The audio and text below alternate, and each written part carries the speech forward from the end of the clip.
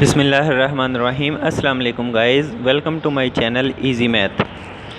Guys आपको पता है कि हमने पिछले लेक्चर्स में जो पावर सीरीज़ सॉल्यूशन के पिछले लेक्चर थे उसमें एक्सरसाइज 10.9 हमने सॉल्व कर ली थी।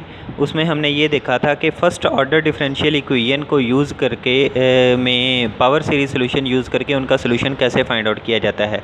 अब हम आगे बढ़ेंगे। इस टॉपिक में हमने ये पढ़ना है कि सेकंड ऑर्डर डिफरेंशियल इक्वेशन में पावर सीरीज़ सॉल्यूशन को कैसे अप्लाई कर सकते हैं हम। तो सेकंड ऑर्डर डिफरेंशियल इक्वेशन में पावर सीरीज़ सॉल्यूशन को अप्लाई करने के लिए हमने आज का टॉपिक का हमारा नाम है series solution around ordinary points. दो तरह के पॉइंट्स होते हैं, एक होते हैं ऑर्डिनरी पॉइंट्स और एक होते हैं सिंगुलर पॉइंट्स। तो हमने पहले इनकी डेफिनेशंस पढ़नी है और डेफिनेशंस के बाद एक थ्योरम है वो करेंगे, स्टैंडर्ड फॉर्म करेंगे और उसके बाद फिर एग्जांपल्स की तरफ बढ़ते हैं। चलें जी, सबसे पहले तो हम करते हैं इनकी डेफिनेशंस। जी तो स्टूडेंट्स ये देखें, हमने अपना लेक्चर स्टार्ट कर दिया है power series solution of second order differential equation. Second order differential equation जिसमें डबल डेरिवेटिव इन्वॉल्व होता है, डबल भी होता है, सिंगल भी होता है और बगैर डेरिवेटिव के सिंपल वाई वाली टर्म्स भी होती हैं। तो वो डबल ज़्यादा से ज़्यादा डबल डेरिवेटिव होता है। तो उसका series solution about ordinary points हम आज इस टॉपिक में करेंगे। उससे पहले हमें कुछ डेफिनेशंस करनी पड़ेंगी। वो डेफिनेशंस क्या हैं? सबसे पहले है एनालिटिक फंक्शन की। एक फंक्शन एनालिटिक कब होता है? A real valued function is said to be analytic. कोई भी फंक्शन एफ हो उसको एनालिटिक कहेंगे एट अ पॉइंट ए, किसी पॉइंट ए पर, if it can be represented by the power series in X minus A. अगर उसको हम एक्स माइनस ए की पावर सीरीज़ में रिप्रेजेंट कर सकें तो वो फंक्शन एक, ज़ाहिर सी बात है कोई फंक्शन होगा तो उसकी पावर सीरीज़ बना सकते हैं। उस पावर सीरीज़ को अगर एक्स माइनस ए की टर्म्स में हम रिप्रेजेंट कर सकें तो वो फंक्शन एनालिटिक होगा उस पॉइंट ए पर। इसका मतलब है कि ये वाली power series F of x को इस तरह हम अगर लिख सकें तो वो वाला फंक्शन एनालिटिक होगा and the series convergent in some neighbourhood of A. ये इसकी कंडीशन होगी। फॉर एग्ज़ाम्पल इसकी ये है कि अगर ई पार एक्स की ये वाली सीरीज़ हम जानते हैं 1 plus x over 1 factorial plus x square over 2 factorial plus up to so on sine की ये होती है और कॉस की ये होती है। इनको हम एक्स माइनस ज़ीरो करके रिप्रेजेंट कर सकते हैं। अगर x माइनस ज़ीरो करें तब भी यही सेम रह जाती हैं। इट मीन्स दैट कि ये वाली जो पावर सीरीज़ है इसको x माइनस ज़ीरो से रिप्रेजेंट कर सकते हैं। तो ज़ीरो इन तीनों का जो होता है वो एनालिटिक होंगी, ये तीनों ज़ीरो पर। ये इसने बताया है। नीचे ये देखें, can be represented by the Taylor series centered at a is equal to zero. इसका मतलब है a is equal to zero अगर होगा तो ये एज अ मैक्लॉरेन सीरीज़ इनको कहा जा सकता है। So E par X and E sine X and cos X are analytic at X is equal to zero. इसका मतलब ये तीनों फिर एनालिटिक फंक्शंस हुए। एनालिटिक फंक्शंस की डेफिनेशन मैंने आपको ऊपर बता दी कि जिनको एक्स माइनस ए की टर्म्स में लिखा जा सके। तो इन तीनों को x माइनस ज़ीरो की टर्म्स में लिखा जा सकता है। तो ये तीनों x is equal to zero पर एनालिटिक होंगे फंक्शंस। ये तो थी जी एनालिटिक फंक्शन की डेफिनेशन। एनालिटिक फंक्शन की डेफिनेशन के बाद आगे हम बढ़ते हैं। एक और डेफिनेशन है, वो डेफिनेशन है स्टैंडर्ड फॉर्म की।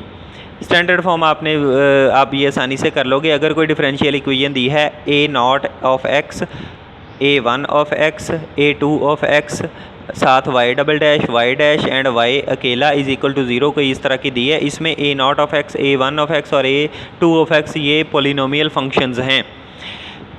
तो by dividing the leading coefficient कौन सा होता है? ये वाला जो वाई डबल डैश के साथ होता है। इसको तीनों पर डिवाइड कर दें तो हमारी इक्वेशन स्टैंडर्ड फॉर्म में बन जाएगी। वो क्या है वो देखते हैं।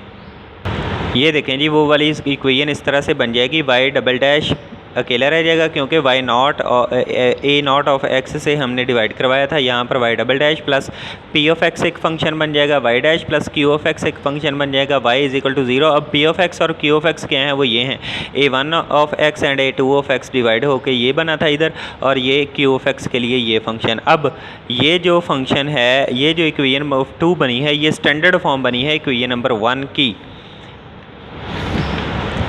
ये जो इक्वेशन नंबर 1 थी इसकी स्टैंडर्ड फॉर्म बनी है ये इक्वेशन नंबर 2 P और Q के साथ। तो हम इसको आगे, this equation number 2 is called standard form of equation number 1। आगे डेफिनेशन है, अब इसको आपने याद रखना है कि स्टैंडर्ड फॉर्म कैसे बनती है। नेक्स्ट जो हमारी डेफिनेशन है वो है ऑर्डिनरी एंड सिंगुलर पॉइंट्स। दो पॉइंट्स ऑर्डिनरी, एक कोई पॉइंट ऑर्डिनरी कब होगा और सिंगुलर कब होगा। देखें जी, द पॉइंट एक्स नॉट, मैं इसको यहाँ पर भी कर, the point x not is called an ordinary point of equation one equation कौन सी थी, ये वाली जो बगैर स्टैंडर्ड फॉर्म के थी, उसका ऑर्डिनरी पॉइंट होगा एक पॉइंट एक्स नॉट अगर in the standard if both P of x और क्यू ऑफ एक्स, ये वाला पी ऑफ एक्स और Q of x both in standard form of 2 जो कि 2 में हैं, are analytic at x not, इस पॉइंट एक्स नॉट पर ये दोनों जो फंक्शन हैं वो एनालिटिक होंगे, तो उस एक्स नॉट को हम ऑर्डिनरी पॉइंट कहेंगे 1 का। ठीक है जी। अगर वो ऑर्डिनरी पॉइंट नहीं है 1 का तो उसको हम सिंगुलर पॉइंट कहेंगे, यानी कि अगर तो वो एनालिटिक है ये दोनों फंक्शन उस पॉइंट पर तो वो वाला पॉइंट ऑर्डिनरी पॉइंट होगा, अगर कोई एनालिटिक नहीं है तो वो फिर सिंगुलर पॉइंट होगा। ज़ाहिर सी बात है, अगर कोई ऑर्डिनरी पॉइंट नहीं है तो वो फिर क्या होगा, सिंगुलर पॉइंट होगा। ये डेफिनेशंस थी। अब इनमें कुछ नोट है, नोट ये है, वो इम्पोर्टेंट नोट है, वो आपने याद रखना है। ये देखें, अगर तो P of x and Q of x जो कि उधर हमारी स्टैंडर्ड फॉर्म में है वो अलजेब्राइक फंक्शन है, अलजेब्राइक फंक्शन आपको पता है कौन से होते हैं, then they are analytic at points except where their denominators vanish. अगर वो अलजेब्राइक फंक्शन है, हमने उनके डिनोमिनेटर्स देखने हैं कि किन किन पॉइंट्स पर वैनिश हो रहे हैं, वो पॉइंट्स जो हैं वो उन पर एनालिटिक नहीं होंगे। इसका मतलब क्या है कि जिन जिन पॉइंट्स पर वो वाले डिनोमिनेटर्स वैनिश हो जाते हैं, यानी कि ख़त्म हो जाते हैं, उनकी इन्फिनिटी आ जाता है उसका एनालिटिक फंक्शन का आंसर, तो उन पॉइंट्स पर वो ऑर्डिनरी पॉइंट्स नहीं होंगे, वो फिर सिंगुलर पॉइंट्स होंगे। अगर तो P of x and Q of x algebraic function नहीं है, ट्रांसेंडेंटल फंक्शंस हैं, तो फिर ट्रांसेंडेंटल फंक्शंस कौन से होते हैं, बगैर अलजेब्राइक फंक्शन दूसरे फंक्शन, यानी कि ट्रिग्नोमेट्रिक फंक्शन हो गया, एक्सपोनेंशियल फंक्शन हो गया, लॉगरिथमिक फंक्शन हो गया, ये सारे ट्रांसेंडेंटल फंक्शंस होते हैं। अगर तो वो P of x and Q of x वो ट्रांसेंडेंटल फंक्शंस हैं, देन फिर हमने ordinary points will be the convergence points of that transcendental functions, वो पी ऑफ एक्स और क्यू ऑफ एक्स के जो कन्वर्जेंस पॉइंट होंगे वही उसके ऑर्डिनरी पॉइंट्स होंगे। तो ये नोट एक इंपॉर्टेंट नोट था कि हमने देखना है कि ऑर्डिनरी पॉइंट्स कौन से होते हैं। वैसे तो इस एक्सरसाइज में इसने पूछा नहीं है कि किसी फंक्शन के ऑर्डिनरी पॉइंट्स निकालें, लेकिन फिर भी आपको पता होना चाहिए कि ऑर्डिनरी पॉइंट्स अलजेब्रिक फंक्शंस का कौन सा होता है और ट्रांसेंडेंटल जो फंक्शंस होते हैं उनका क्या होता है। फॉर एग्ज़ाम्पल कॉज की सीरीज़ ये होती है, ई पार एक्स की सीरीज़ ये होती है। ये देखें कि ये कॉज और ई पार एक्स वो कन्वर्जेस फॉर ऑल एक्स, यानी कि तमाम रियल नंबर्स पर वो कन्वर्ज करते हैं। इसका मतलब एवरी पॉइंट ऑफ आर यानी कि real numbers is an ordinary point, फिर ऑर्डिनरी पॉइंट होगा। So there is no singular point in this equation. अगर ये ई कॉज एक्स और ई पार एक्स किसी डिफरेंशियल इक्वेशन सेकंड ऑर्डर की में उसमें अप्लाई करें तो वो उसमें इसमें देखना है कि इसकी कन्वर्जेंस और इसकी कन्वर्जेंस तमाम आर पर है, तो तमाम आर के पॉइंट्स ही ऑर्डिनरी पॉइंट्स होंगे, कोई भी सिंगुलर पॉइंट नहीं होगा। तो अब हम चलते हैं नेक्स्ट, इसकी एक्सरसाइज कुछ करते हैं, एग्जांपल्स वगैरह सॉल्व करते हैं ताकि आपको ज़्यादा पता चल जाए। उससे पहले हमने करना है इसकी प्रोसीजर और इसका थ्योरम करना है कि थ्योरम क्या है, कैसे इसके हम सोल्यूशन निकाल सकते हैं। जी तो गाइज़ ये अपना थ्योरम है, if x is equal to x not is an ordinary point of differential equation 1, हमने जो पीछे स्टैंडर्ड डिफरेंशियल इक्वेशन ली थी 1 और 2, उसका अगर ये ऑर्डिनरी पॉइंट है, अगर उसका ये ऑर्डिनरी पॉइंट है, then we can always find two linearly independent power series solution. दो टाइप के linearly independent power series solution इस फॉर्म के निकाल सकते हैं। This power series will converge x minus x not modulus less than R where R is the positive number, वो वाली power series एक आर पर कन्वर्ज करेगी। तो हमें इस थ्योरम से ये साबित हुआ कि अगर x is equal to x not कोई ऑर्डिनरी पॉइंट है किसी डिफरेंशियल इक्वेशन का, तो हम इस ऑर्डिनरी पॉइंट के रिस्पेक्ट से एक दो टाइप की पावर सीरीज सोल्यूशन निकाल सकते हैं। तो ये अप्लाई होगा हमारे क्वेश्चंस पर। अब हमने करना है प्रोसीजर, क्या अप्लाई करना है पावर सीरीज सोल्यूशन को फाइंड आउट करने के लिए। Procedure to find out the power series solution. अगर हमारे पास एक डिफरेंशियल इक्वेशन है, be the differential equation having x is equal to x not, इसका एक x नॉट इसका ऑर्डिनरी पॉइंट है। तो नंबर 1, नंबर 2, नंबर 3, नंबर 4 हमने ये वाले स्टेप्स करने हैं। नंबर 1 स्टेप क्या है, अगर p of x and q of x algebraic function हो तो फिर मल्टीप्लाई कर दें उनके डिनोमिनेटर्स के एलसीएम से और इस तरह की इक्वेशन हासिल करें। पहला स्टेप ये होगा, ठीक है। अगर तो वो एक ट्रांसेंडेंटल फंक्शंस हैं, यानी कि बग़ैर अलजेब्राइक फंक्शन के कोई और फंक्शन है, यानी कि e की पावर x वाला ट्रिग्नोमेट्रिक फंक्शन या नेचुरल लॉग का कोई टाइप का फंक्शन है, तो उनको then replace them by their power series. जैसे कि अगर कॉज है तो कॉज की पावर सीरीज़ में रिप्लेस कर देना, e पर x है तो e की पावर x में, साइन है तो साइन की, नेचुरल लॉग है तो नेचुरल लॉग की पावर सीरीज़ में उसको रिप्लेस कर देना है। ये हो गया पहला स्टेप। अगर अलजेब्राइक हो तो ये पहला स्टेप करना है, अगर ट्रांसेंडेंटल फंक्शंस हो तो ये वाला पहला स्टेप करना है। सेकंड स्टेप ये क्या होगा कि हमने अज्यूम कर लेना है उस ऑर्डिनरी पॉइंट के अराउंड ये वाला इस टाइप का एक फंक्शन पावर सीरीज सोल्यूशन को अज्यूम कर लेना है।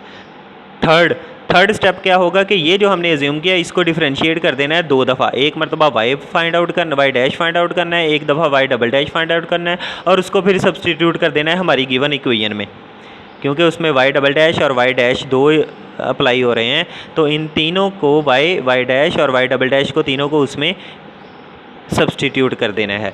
चौथा स्टेप क्या होगा, चौथा स्टेप ये होगा कि हमने फिर उसको इक्वेट करना है, फिर इसको सॉल्व करना है अच्छे तरीके से। और हमने पिछली एक्सरसाइज में देखा था कि समीशन की वैल्यू और x रेज़ टू पावर जो भी n है तो n की वैल्यू को आपस में इक्वल रखना है ताकि हम कोफिशिएंट्स को इक्वेट कर सकें। तो फिर इक्वेशन कोफिशिएंट्स को इक्वेट करना है लाइक पावर्स ऑफ x के। देन हमने रिकरेंस रिलेशन फाइंड आउट करना है, वो रिकरेंस रिलेशन Cn का होगा और स्टेप बाय स्टेप हमने अपनी Cn, C1, C0, C2, C3 की वैल्यूज़ को फाइंड आउट करके हमारी पावर सीरीज़ में अप्लाई कर देना है। वही पावर सीरीज़ सोल्यूशन का आंसर होगा, वही हमारा रिक्वायर्ड सोल्यूशन होगा। तो ये प्रोसीजर होगा, 4 स्टेप्स में हमने करना है। तो इसको देख के आप अगली एग्जांपल्स को सॉल्व करते हैं। चलिए हम एग्जांपल्स की तरफ बढ़ते हैं। जी तो स्टूडेंट्स, फर्स्ट एग्जांपल हमारे पास है y double dash minus x y dash minus y is equal to 0 around the ordinary point x is equal to 0। इसको सॉल्व करना है, इसका सोल्यूशन फाइंड आउट करना है। x is equal to 0 ordinary point दिया गया है। तो हमने थ्योरम में पढ़ा था कि अगर x इज इक्वल टू 0 एक ऑर्डिनरी पॉइंट है, x is equal to x not वैसे थ्योरम ने पढ़ा था, तो इधर x नॉट की जगह 0 है तो 0 एक ऑर्डिनरी पॉइंट है। तो उसके अराउंड हम इसका पावर सीरीज सोल्यूशन इस टाइप में निकाल सकते हैं थ्योरम की हेल्प से। तो summation n is equal to 0 to infinity Cn x minus 0। ये देखें उस थ्योरम में क्या था, उस थ्योरम में हमारे पास था कि वो x माइनस एक्स नॉट था। तो x नॉट हमारे पास इधर 0 है, तो हम इस पावर सीरीज सोल्यूशन का x is equal x minus 0 raise to power n, तो इसको मैंने सिंप्लीफाई करके लिखा।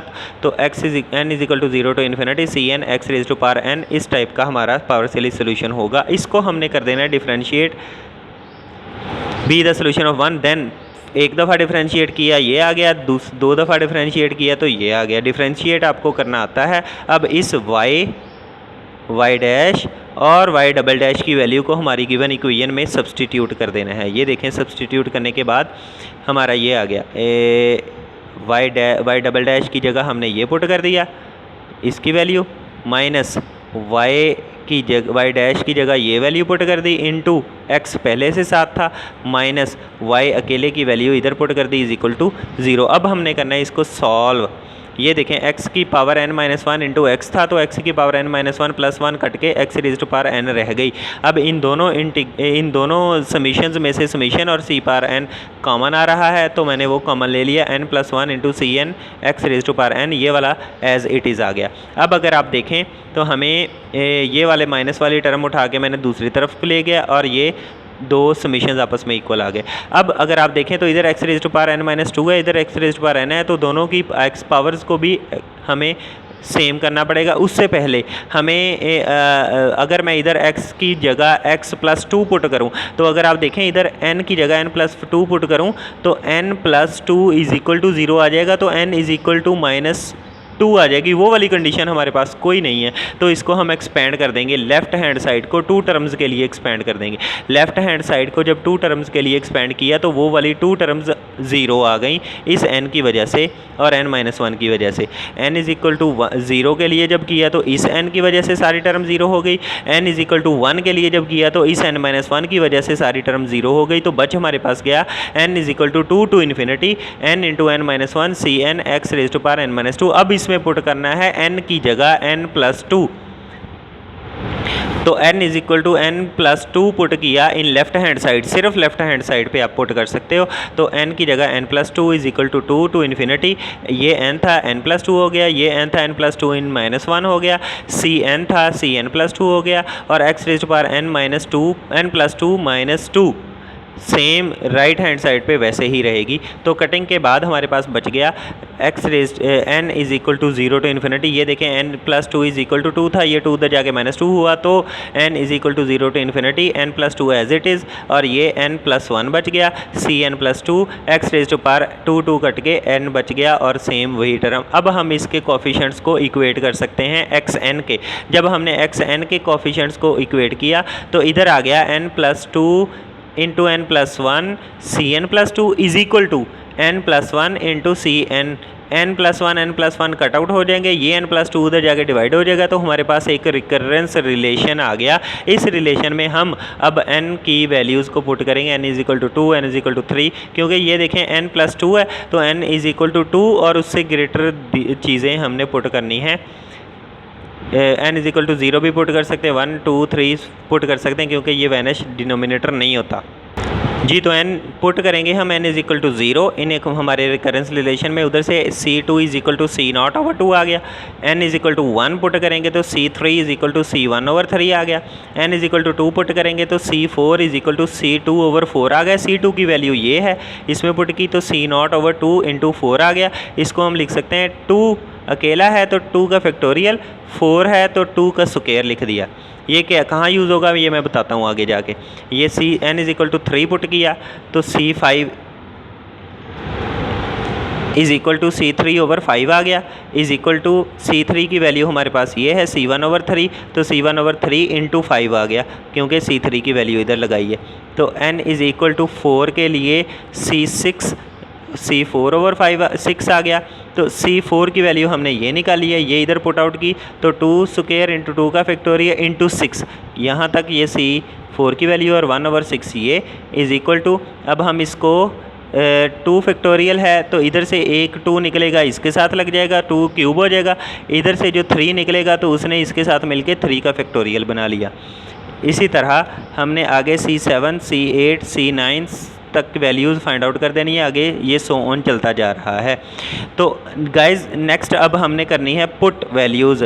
Now substituting the coefficient in original assumption. Original assumption हमारी क्या थी, ये देखें y = cn x raise to power n का समीशन 0 to ∞, तो वही हमने खोल लिया इधर। ये देखें c0 x0 c1 x1 c2 x2 c3 x4 तक सारी वैल्यूज़ खोल ली। तो इसमें हमने अब हमारे वेरिएबल्स यानी कि c0 उसकी वैल्यू नहीं थी, c1 उसकी भी वैल्यू नहीं थी, c2 की वैल्यू थी, c3 की, c4 की, c5 की, c6 की, c7 की, c8 की, c9 की वैल्यूज़ थी, और आगे की आगे चलती जा रही हैं। अब इसको हमने 2 बंडल्स में डिवाइड कर देना है। एक c0 वाली टर्म्स में से c0 कॉमन ले लेना है और ये बन जाना है। c1 वाली टर्म्स में से ये देखें c1 इसमें और ये जिन में c1 है वो वाला कॉमन ले लिया। अगर हम देखें तो c0 वाली जो टर्म है वो e⁻x² की सीरीज़ बन रही है, ठीक है, और ये वाली टर्म एज इट इज़ रहेगी। यही हमारा रिक्वायर्ड सोल्यूशन है। हमने अपने ये कहा था ना थ्योरम में कि 2 पावर सीरीज़ सोल्यूशन में हम लिख सकते हैं, तो हमने 2 पावर सीरीज़ सोल्यूशन में उसको 2 linearly independent power series solution में उसके सोल्यूशन को लिख दिया। यही हमारा रिक्वायर्ड सोल्यूशन होगा। नेक्स्ट एग्जांपल की तरफ बढ़ते हैं। जी तो गाइज नेक्स्ट एग्जांपल हमारे पास एग्जांपल नंबर 2 है, solve y double dash plus x y is equal to 0 about the ordinary point x is equal to 0 पर इसका सोल्यूशन फाइंड आउट करना है। सेम वही प्रोसीजर हमने अप्लाई किया, पहले y is equal to c naught x minus 0 की power n एक सोल्यूशन एज्यूम कर लिया, उसको c n x raise to power n लिख सकते हैं। तो इसको हमने डिफरेंशिएट किया फर्स्ट टाइम, सेकंड टाइम उनकी वैल्यूज़ को सब्सटीट्यूट कर दिया हमारी ओरिजिनल इक्वेशन में। ये देखें y डबल डैश की वैल्यू ये प्लस y डैश की y अकेले की वैल्यू ये और ये साथ x इज इक्वल टू 0। इसको करेंगे सॉल्व करने के बाद ये बन गया x प्लस 1, ये एज इट इज़ रह गया। अब हमने इसको क्या करना है जी, इसकी दो टर्म्स को खोल लेना है, फर्स्ट टू टर्म्स को खोल लेना है। पहली टर्म इस n की वजह से 0 आ गई, दूसरी टर्म n माइनस 1 की वजह से 0 आ गई, तो n is equal to 2 to infinity बन गया। अगली terms as it is close कर दी तो ये एज इट इज़ सेम रह गया। अब हमने क्या करना है, x raise to power n minus 2 है, ये x raise to power n plus 1 है, इसमें कुछ ऐसा करना है कि x raise to power n बन जाए। तो ये क्या किया, n is equal to n plus 2 पहले समीशन में, इस पहले समीशन में n is equal to n plus 2 put कर देना है और n is equal to n minus 1 इस दूसरे समीशन में पुट कर देना है। तो हमारे पास क्या बन जाएगा, n plus 2 is equal to 2 to infinity, इस n की जगह n प्लस 2, इस n की जगह n प्लस 2, इस सी n की जगह सी n प्लस 2 और n x raise to power n minus 2 ये बन जाएगा। सिमिलरली सेकंड समीशन में हमने n की जगह n माइनस 1 पुट कर दिया। कट आउट करने के बाद हमारे पास जो चीज़ बच गई वो ये बच गई। अब हम देखते हैं कि इन दोनों में ये जो है summation n is equal to 1 to infinity है, ये summation n is equal to 0 to infinity है, तो इसको एक टर्म एक्सपेंड कर लेंगे। तो मैंने लिखा expanding one term of first summation, पहले समीशन की वन टर्म को एक्सपेंड कर लिया तो वो बन गया, यानी कि n इज़ इक्वल टू 0 के लिए एक्सपेंड कर लेना है, 1 के लिए एज इट इज़ वैसे ही लिख देना है अगले चीज़ों को समीशन की फॉर्म में। तो 0 के लिए जब एक्सपेंड किया तो ये देखें जहाँ जहाँ n था वहाँ 0 लगा दिया और हमारे पास टर्म बन गई 2c2 और ये वाला इन दोनों में से समीशन कॉमन और x raise to power n common आ रहा है, तो अंदर ये हमारी चीज़ बन गई। अब हमने करना है इक्वेटिंग दी कोफिशिएंट्स, तो पहले कांस्टेंट को इक्वेट करेंगे। कांस्टेंट इधर ये है 2c2, उधर कांस्टेंट 0 है, तो 2c2 इज इक्वल टू 0, तो c2 इज इक्वल टू 0 आ गया। अब next x raise to power n की टर्म्स को हम इक्वेट करेंगे।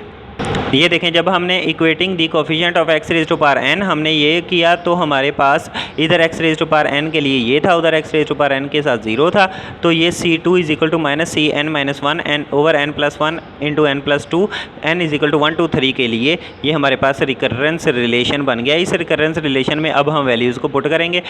n is equal to 1 put किया तो इसमें अगर n is equal to 1 put करें तो c नॉट ओवर 2 इंटू 3 आता है, n is equal to 2 put किया c4 is equal to minus c1 over 3 4 आता है, n is equal to 3 put किया c5 is equal to minus c2 over 4 into 5 आता है, लेकिन c2 की वैल्यू हम पहले निकाल चुके हैं, वो क्या है 0। ये देखें पिछले पेज पे हमने c2 की वैल्यू को 0 निकाला है, तो हम इसमें जब 0 पुट किया तो ये c5 सारे का सारा 0 आ गया। नेक्स्ट हमने पुट करना है n इज इक्वल टू 4, उसके लिए हमारे पास ये वैल्यू आ गई c3 ओवर 5 इंटू 6, तो c3 की वैल्यू हमारे पास थी वो इसमें लगाई, हमारे पास ये आ गया c नॉट की टर्म्स में। n इज इक्वल टू 5 के लिए c7 की वैल्यू हमारे पास आ जाएगी, c4 की वैल्यू हमें पीछे से ले ली वो इसमें पुट कर दी तो c1 की टर्म्स में आ गया। इसी तरह n इज इक्वल टू 8 0 आ जाएगा, n इज इक्वल टू 9 की वैल्यू ये आ गई, n इज इक्वल टू 10 की वैल्यू ये और n इज इक्वल टू 11 दोबारा फिर 0 आ जाएगा। तो इन सब वैल्यूज़ को हमने पुट आउट कर देना है अपने जर्नल सोल्यूशन में। हमारा जनरल सोल्यूशन क्या था, c not x not c1 x2 c2 x3 और c11 x raised power 11 plus up to so on चलता जा रहा है। इसको हम पुट करेंगे c1 c not c1 c2 c3 c4 c5 c6 c7 c8 तो c11 तक जितनी वैल्यूज़ हैं हमने निकाली वो पुट कर देंगे। जी तो गाइज़ ये देखें c1 c नॉट की वैल्यू नहीं थी वो ऐसे ही, c1 की वैल्यू भी नहीं थी वो ऐसे ही, c2 0 था, c2 0 था, c3 की वैल्यू c4 की, c5 0 था, c6 c7 की वैल्यू, c8 0 था, c9 c10 और c11 फिर 0 था। तो इनकी वैल्यूज़ को हमने लगा दिया और इसको मैंने कर दिया सॉल्व करने के बाद ये हमारी टर्म्स बन गई। इनमें से दो टर्म्स में हमें सोल्यूशन मिला, एक c नॉट और c1 तो हमने c नॉट की टर्म्स को लैदा कर लिया, c1 की टर्म्स को लैदा कर लिया, तो हमें दो सीरीज़ की शक्ल में सोल्यूशन मिल गया। यही हमारा, इसको हमने कह दिया c not y1 of x, c1 y2 of x कह दिया, यही हमारा रिक्वायर्ड सोल्यूशन है। अब ये तो मैंने एग्जांपल अपनी तरफ से की थी। अब the equation in the example number 2, ये तो हमने इक्वेशन एग्जांपल नंबर 2 में पढ़ी है। ये देखें, यही एग्जांपल नंबर 2 में जो इक्वेशन पढ़ी है इसको बोलते हैं एरेज इक्वेशन, ठीक है, is called Airy's equation. You can also solve, अगर ये प्लस में थी, ये देखें y double dash plus x y is equal to 0, तो आप माइनस वाली एरेज इक्वेशन भी सॉल्व कर सकते हैं, y double dash minus x y is equal to 0। In example number 35 जो कि बुक में की हुई है उसकी मदद से, और मेरी ये जो मैंने की है इसकी मदद से आप एरेज इक्वेशन को भी सॉल्व कर सकते हैं। तो गाइज़ आज का हमारा लेक्चर यही था कि हमने power series solution second order differential equation पर लगाई और ऑर्डिनरी पॉइंट्स पर सोल्यूशन को फाइंड आउट करना सीखा। नेक्स्ट लेक्चर में हम इंशाल्लाह एक्सरसाइज के क्वेश्चंस को सॉल्व करेंगे, स्टार्ट करेंगे। तो लाजमी आप इस सारी की सारी वीडियोस को देख लीजिए, इसकी डेफिनेशन जितने भी पढ़ाई मैंने उनको याद कीजिए, देखिए आपको समझ आ गई होगी, और आप थ्योरम को भी देखिए, और आपने प्रोसीजर जो मैंने बताया स्टेप बाय स्टेप, उसी स्टेप से सेकंड ऑर्डर डिफरेंशियल इक्वेशन को अबाउट ऑर्डिनरी पॉइंट सॉल्व करना है। तो गाइज़ आपको अगर वीडियो अच्छी लगी हो तो लाजमी तौर पर सब्सक्राइब कर दीजिए मेरे चैनल को, और वीडियो को लाइक लाजमी कीजिएगा। अल्लाह हाफिज़।